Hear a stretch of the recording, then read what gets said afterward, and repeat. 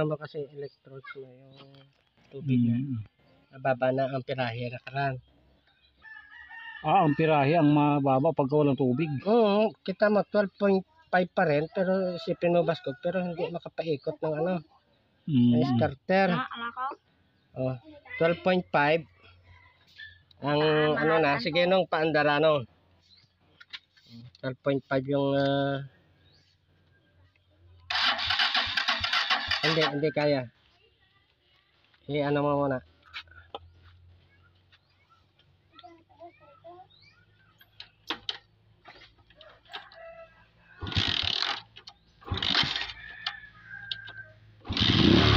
Sige, bitaw lang, bitaw. Yan na nga. Awak, bali 13 no? Isipin mo, malakas na nga yan.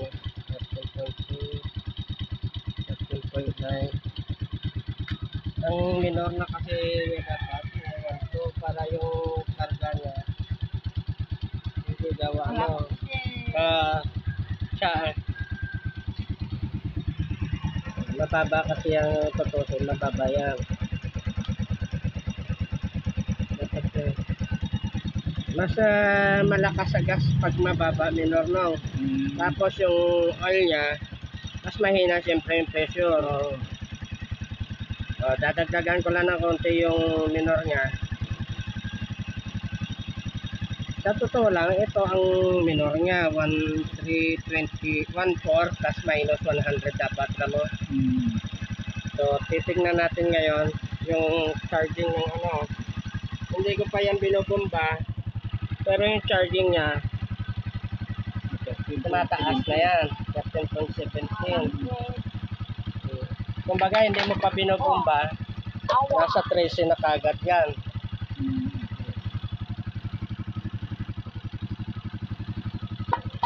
Yan dapat ang ano na mo. Run out. Bulkhead. Run out. Bye, man.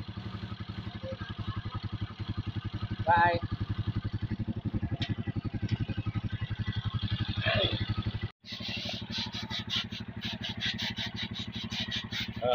Halos naka-idle pa lang. Ilagay mo doon, Bok.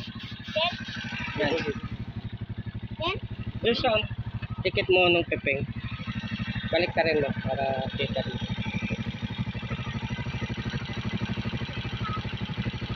Plus minus 100. Adjust natin konti.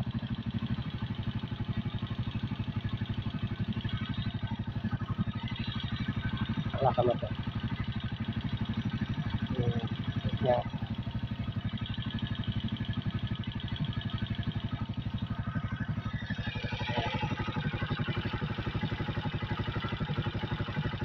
Plus minus 100 ang idle niya.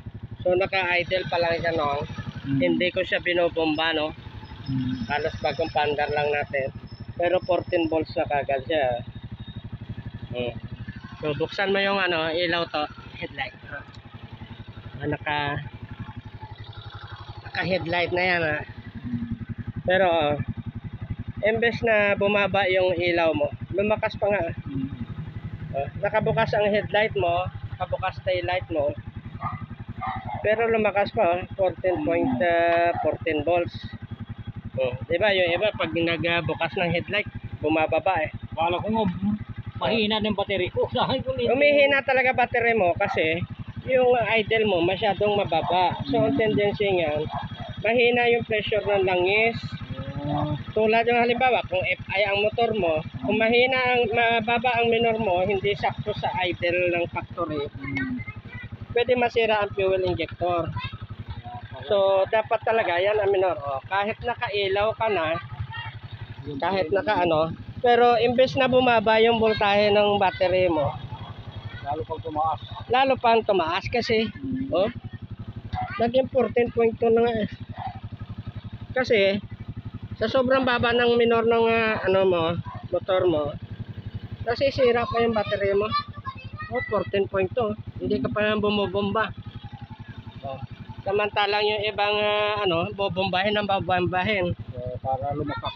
Para lumakas. Sabihin, i-full wave natin yung motor mo. Ito, naka-full wave na. Tapos sabihin, palitan ng ano kasi sira na yun. Ito talaga, wala siyang sira. Tumataas pa nga. Naka-idle pa lang yan. Yun ang kagandahan, basta sakto ang ano mo. Basta sakto yung minor. Ayos. Yun lang yun. Kaya tapos dagdagan lang yan ng ano no.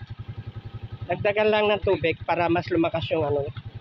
Ano pinadaanan ng tubig yun? Ano rin? Ang battery solution na tinatawag. Kasi pag mas mababa ang minor no, nagiging cause para ng ano ng rich mixture, yung nagiging carbon. Kaya pag minsan hindi pa tumatagal motor mo, umuusok na kagad. Pero carbon lang yan ang nagiging problema. Yung dito, maaano mo dyan, yan may carbon, Kasi nagre-rich mixture siya. So kung bubuksan mo yung spark plug mo, medyo may itim ng konti yan, may carbon. Yan yung nagiging cause na kung bakit laging ang bilis umitim ng ano mo, nung langis.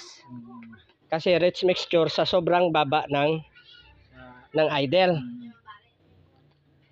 Kung tutuusin, sakto naman yung ano niya, yung fuel mixture screw na yan, yung air fuel mixture screw sa ibang motor. Kaso ang nagiging problema, bumababa yung minor.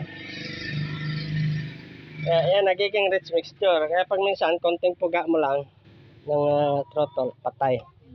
O kaya pag kambya mo, patay na kagad kasi sa sobrang baba na ng minor. Ang problema pa niya no, nung mababa na nga yung minor mo, tapos ito pa ang naging problema mo, yung sa brake switch mo, na lagi siya naka-on.